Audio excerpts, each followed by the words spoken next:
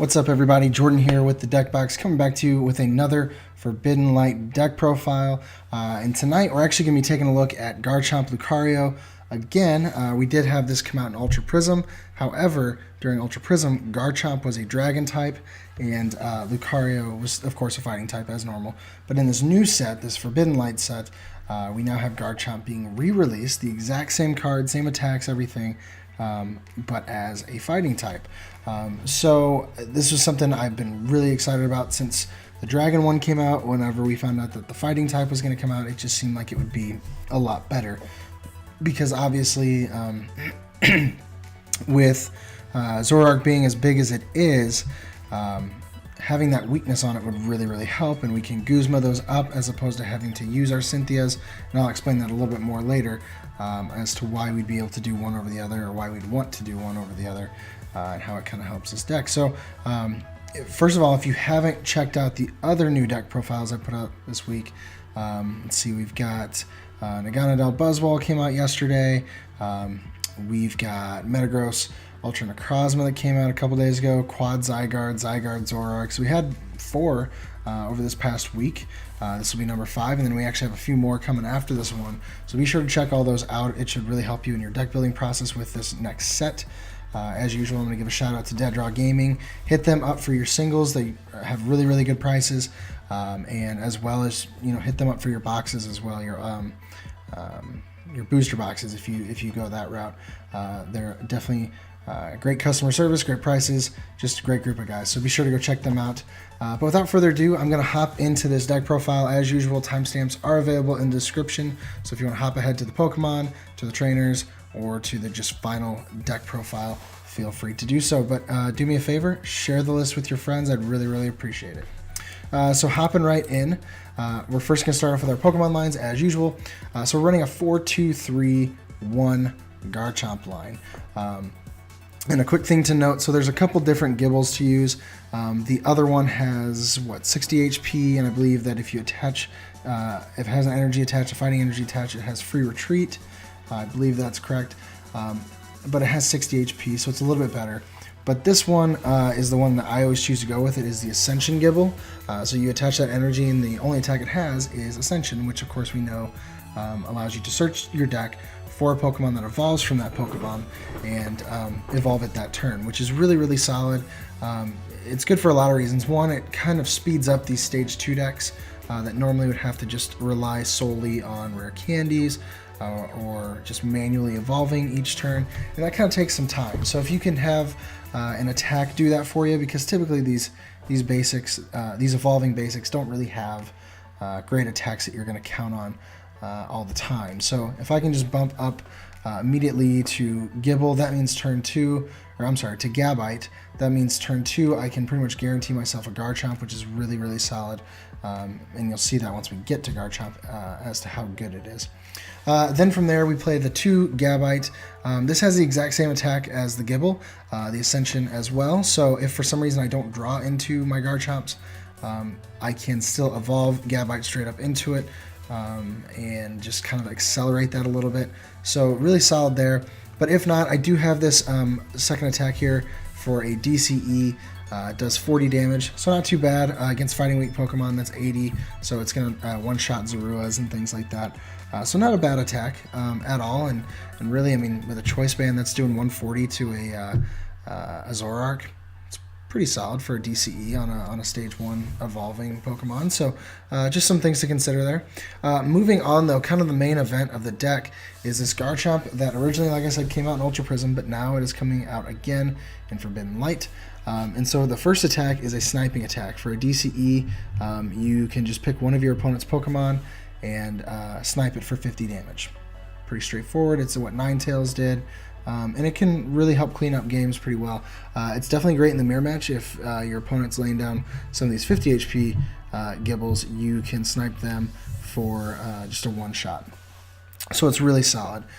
From there, the next move, and I apologize, I didn't take time to look at these attack names, but it does 100 plus damage for a fighting and a DCE. So it doesn't sound that great, just 100 damage, but the text is what really solidifies things. And basically what you do is if you played a Cynthia this turn, Garchomp does an additional 100 damage for that attack.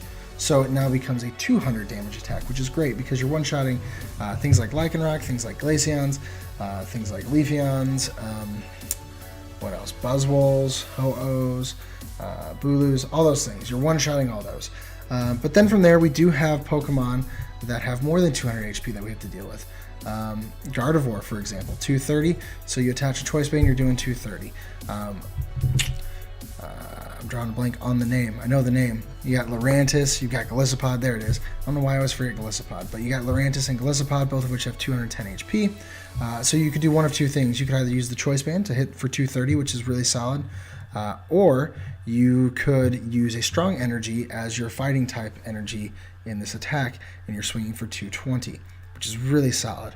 And then in either one of those instances, whether you have a Strong Energy or Choice Band attached, you actually wouldn't have to play a Cynthia if you are attacking a Zoroark, which is really solid. The fact that you can use this one prize attacker to take down one of the most played cards right now.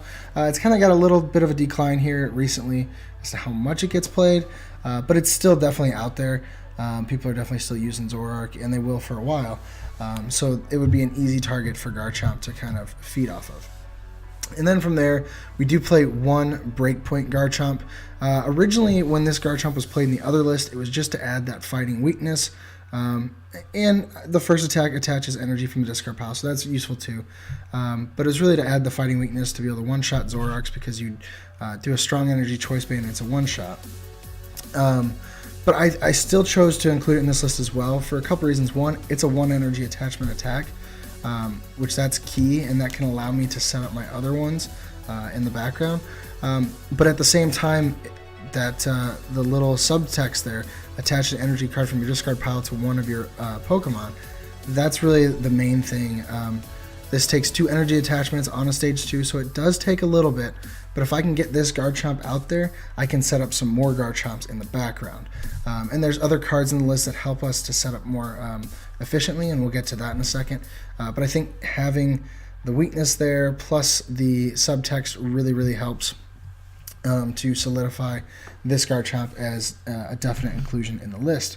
From there, we do run 3-3 Lucario. And in my list before, I did only include 2, and it always worked really well for me. But this time, I felt like I could kind of have a little bit more room, and I felt like at the same time, if I included 3 of these, I would get set up much easier than I had in the past. So a couple things to note. This Riolu, I believe, yeah, this is the one that you want to use because, oh, you know what? I think I picked the wrong one. One of the Riolus has a better attack than the other, or this may be the one with the 70 HP. I don't know. You'll have to take a look at those Riolus and check them out. But the main part here is the Lucario. So Lucario, what it does, it has the ability where as long as you have a Garchomp in play, you're allowed to go into your deck and just search for any one card, which that's amazing. Because in this deck, you really need that, because if you need Cynthia, you can go into your deck, search for Cynthia, and grab it out. If you need the one energy attachment, if you need a Garchomp to set up a second Garchomp or something like that, you have all these different options. If you need your Floatstone, your Guzma, just whatever card you need, Lucario's got you. So imagine how strong it is when you have 2 or 3 of these out. You're getting 2 free cards from your deck, 3 free cards that are your choice. I can grab Energy, Multi-Switch, Choice Band to do like a crazy knockout or something, or Multi-Switch Energy Cynthia. Just all these crazy things you can do just by having this Lucario out there. And you only need 1 total Garchomp. Like all 3 Lucario can feed off of the one Garchomp. So this card is really a support Pokemon for the list. Not a bad backup attacker either, does 70, but really you're going to be using Garchomp for the majority of the game. From there, we have a few more support Pokemon that I chose to include. The first one is the new Buzzwole from Forbidden Light. It has 2 attacks. The first one does 30 damage, but if your opponent has 4 prize cards remaining, you actually swing for 120, which is really solid. Strong Energy, you're up to 140. Choice Band, you're up to 170. That one shot's a Lele. That's pretty solid. And then if you have this Diancie out, that adds an additional 20 damage to your fighting type Pokemon, you're swinging for 190. You're one-shotting Buzzwole GXs. Like, that's just insane. So I couldn't avoid putting that card in this list. I think it's a really good inclusion to put into any fighting list at this point. That is your new Hoopa counter. That's your new one prize attacker. It can one-shot Zoroarks. Super easy. So definitely an inclusion in this. The second attack for 2 fighting colors isn't as great, but it's worth noting that it does 80 damage, but then you flip 2 coins, and for each heads you do an additional 20 damage. So really you don't even need the heads on that. You just need a choice band with that, and you're one-shotting Zoroarks as well. If for some reason your opponent doesn't have 4 prizes left, you can use that as a backup.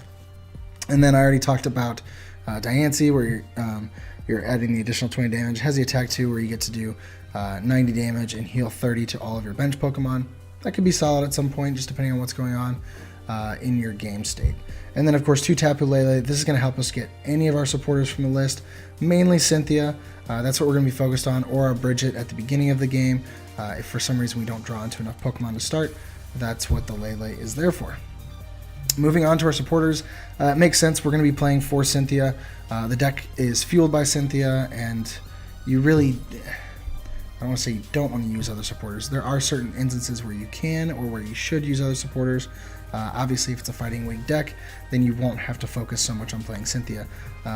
But majority of the time, you are going to be playing Cynthia, and I'm okay with that because Cynthia is not a bad card to begin with on its own. So making it the requirement of an attack is not the worst thing in the world.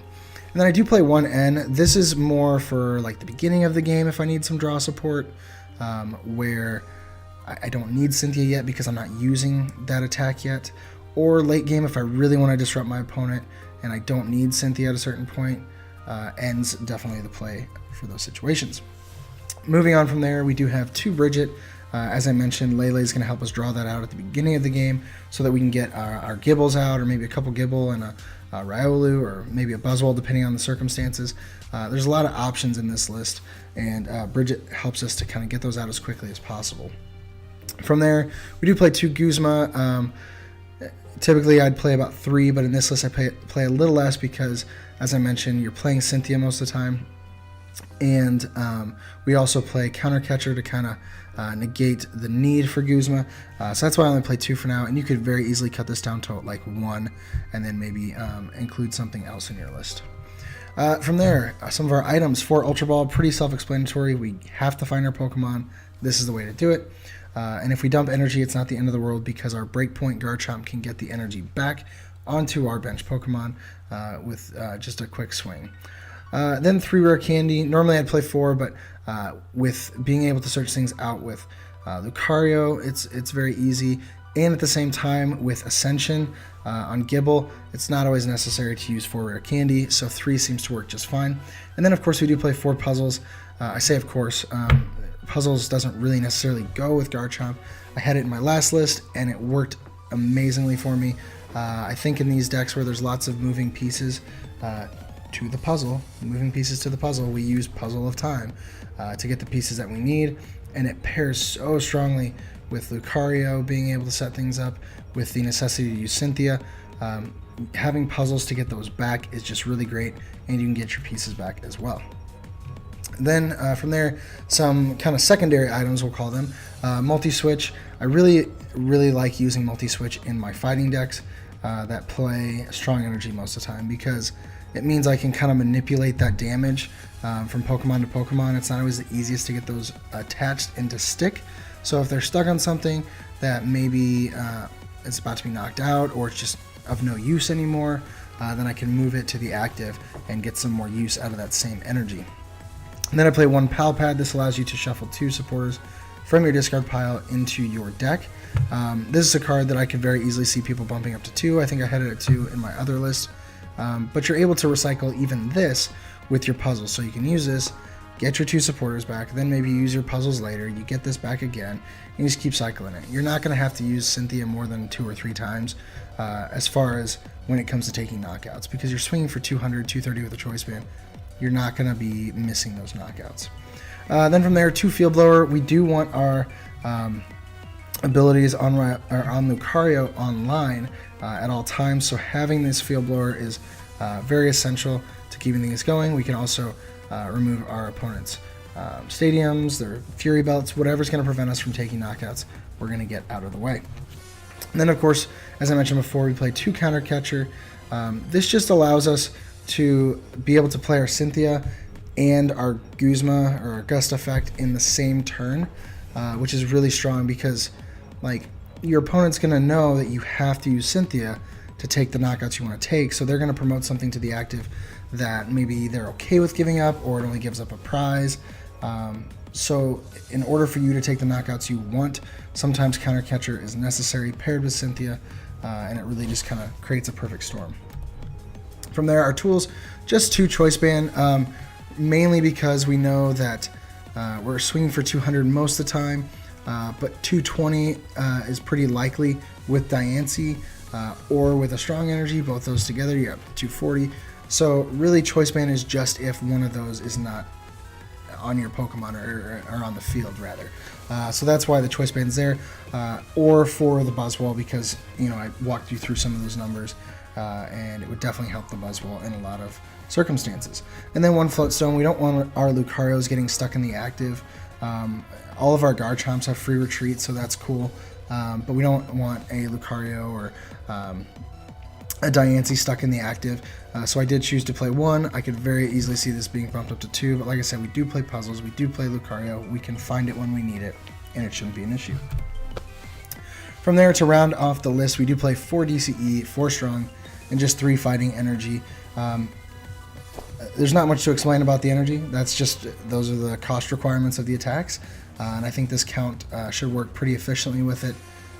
There's just enough basics that you can attach them to go against things that, you know, could be using E-hammers a lot or causing problems for you, so you can use those basics to get on there. And if you need to, you can search those out with Lucario. And then, of course, the Strong Energies are just great to add the additional damage. And then DCE, that's just part of Garchomp's attack cost. So from there, guys, this is the list in its entirety. It's pretty simple, not too complex or anything, but I think this could definitely do some good in this format. I will say that I believe it's going to be better than the Ultra Prism version, simply for the fact that it now hits for fighting weakness. Now, it does have the disadvantage that it's now Grass weak, but I think Grass was going to give it issues before anyway, just because the Grass decks that we have, mainly Bulu, just kind of sets up appropriately. And so if you can't set up, or if you can't out-set up them, if you can't set up better than them, we'll say it that way, then they're going to beat you anyway. But I think this will do much better in this format. There's a lot of Zoroark going around, and the numbers that this deck can hit are just kind of like the exact perfect numbers, and being on just single prize Pokemon is solid. So I'm really happy with this list. I'll definitely be trying it out, and I hope you guys will as well. This is definitely a good budget deck, very budget friendly.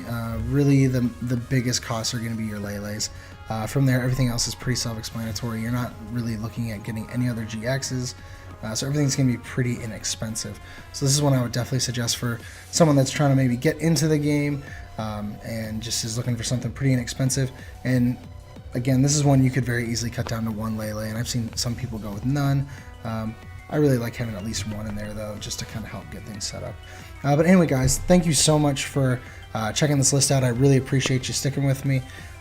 As usual, if you've enjoyed the video, please be sure to leave a like, share it with your friends, hit me up in the comments, say hey, let me know about your pre-releases. I know we had a lot of them today, the day that I'm recording this, and we got more throughout the week, so hit me up in the comments, let me know what you pulled. I saw some pretty sick pulls on Facebook, you know, the secret rare B-strings and secret rare energy recycler. That's one that I really want. They just look really, really cool. So hit me up in the comments, let me know how you did. And let me know what you think of the list. And of course, if you haven't already, please be sure to subscribe. I would really appreciate it. I've gotten quite a few of you the past couple days, and I truly appreciate that. Couldn't do this without you. So I will see you guys tomorrow with another deck profile. But until then, I have been Jordan with the Deck Box, where I want to know what's in your box. Have a great day, guys.